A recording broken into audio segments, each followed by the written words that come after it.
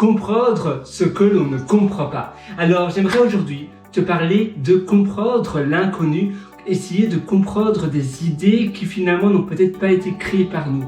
C'est un topic, donc c'est un sujet qui me tient profondément à cœur parce que actuellement je travaille pour une nouvelle société où je suis développeur senior, développeur informatique, donc senior software engineer, et l'autre développeur qui travaille depuis plus de 5 ans et demi, il a décidé de donner sa démission et il y a d'autres développeurs mais qui ne travaillent pas sur le même produit. Donc je suis plus ou moins censé comprendre plein de choses typiques, c'est-à-dire qui sont types à la société dont je ne comprends pas. Et je me suis dit que c'est finalement un sujet assez récurrent, ça arrive dans beaucoup de domaines. Comprendre par exemple une cuisine assez exotique, assez difficile, que l'on comprend pas, que l'on connaît pas vraiment, et pourtant peut-être on a été embauché dans un restaurant et voilà, on doit simplement plus ou moins fake it to make it, donc fake it till you make it, c'est eh bien prétendre jusqu'à ce que l'on sait. Le but ici c'est pas que l'on a menti, pas du tout, mais parfois il y a quelqu'un qui est malade et donc on est censé remplacer quelqu'un, et peut-être tu travailles dans un restaurant et il y a plusieurs types de cuisine différentes, et toi du coup tu as été demandé à remplacer un chef pour la cuisine asiatique et tu es normalement toujours placé pour la cuisine française ou italienne, et donc tu ne connais pas du tout cette nouvelle cuisine, et pour ce soir-là ou bien pour cette semaine où l'autre personne, le chef en question est malade, tu dois le remplacer. À nouveau, c'est essayer de comprendre des choses, des indices qui sont finalement pas très compréhensibles comme ça du jour au lendemain. Alors il faut emmagasiner un maximum d'informations. Moi c'est pareil pour ma société. Pour les logiciels, c'est une société, c'est l'une des plus grandes franchises de Burrito et je travaille pour leurs applications mobiles, pour leurs applications de commandes de Burrito, etc. Mais le back-end, il y a aussi un back-office dans les restaurants. Ils ont des tablettes où ils reçoivent les tickets, des commandes qui ont été faites depuis l'application mobile. Il faut mettre à jour aussi leur système POS, donc c'est Point of Service. C'est où tu as finalement, c'est-à-dire qui rentre les données, les informations de commandes, et ça c'est un point central où tu as toutes les commandes qui sont rassemblées. Et vu que ce développeur qui a travaillé depuis pas mal d'années, presque 6 ans dans cette société part, moi ça fait seulement 3 semaines que je suis dans cette société-là.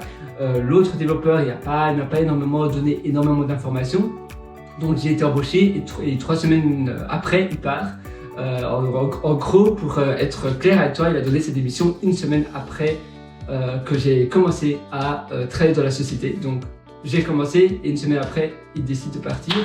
C'est malvenu, et le remplaçant, le nouveau développeur qui va bientôt le remplacer, eh bien, il sera sûrement avec moi.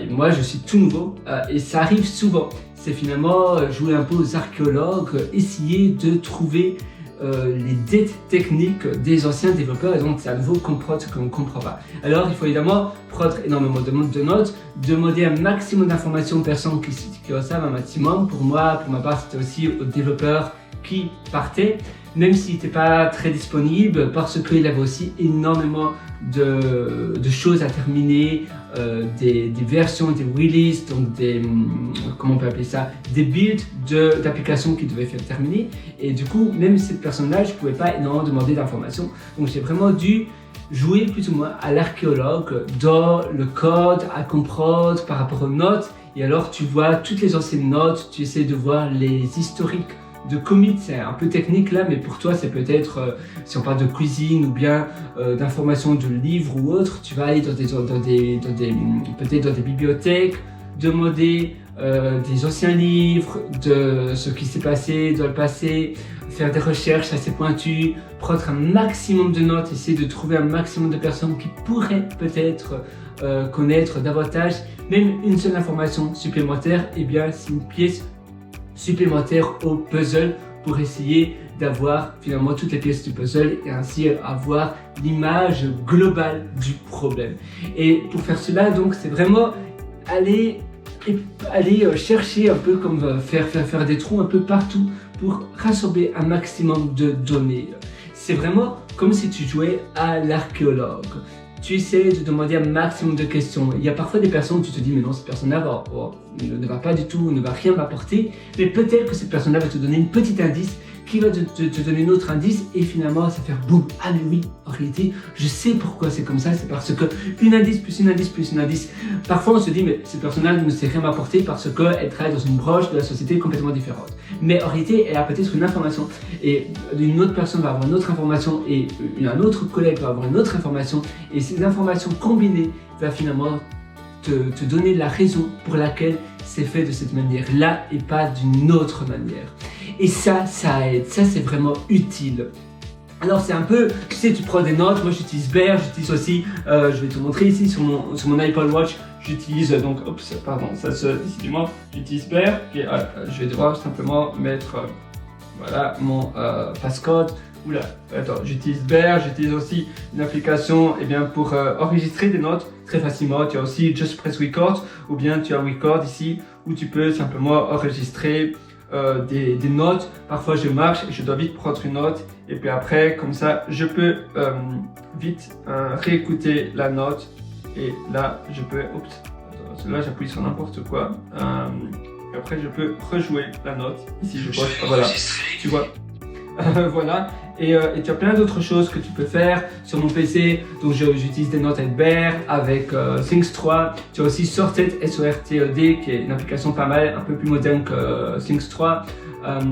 J'utilise aussi des timeboxing, ça m'aide à m'organiser aussi. Donc là je mets par exemple un timebox de 30 minutes et je me dis d'accord, dans 30 minutes je dois avoir trouver la raison dans le code, pourquoi c'est fait comme ça. Et donc, je me focalise un maximum et je me mets dans un état d'esprit, je dois trouver ça, comment trouver cela dans le code, d'accord, faut trouver ça, non, ça va pas comme ça. Parfois, je prends des séances de jacuzzi, même si c'est avec mon propre argent pour aider la société, mais j'adore mon boulot, pour moi c'est une vraie passion, alors je le fais. Finalement, ça n'a pas de limite, parce que bon, j'ai un bon salaire, et j'adore les jacuzzi aussi.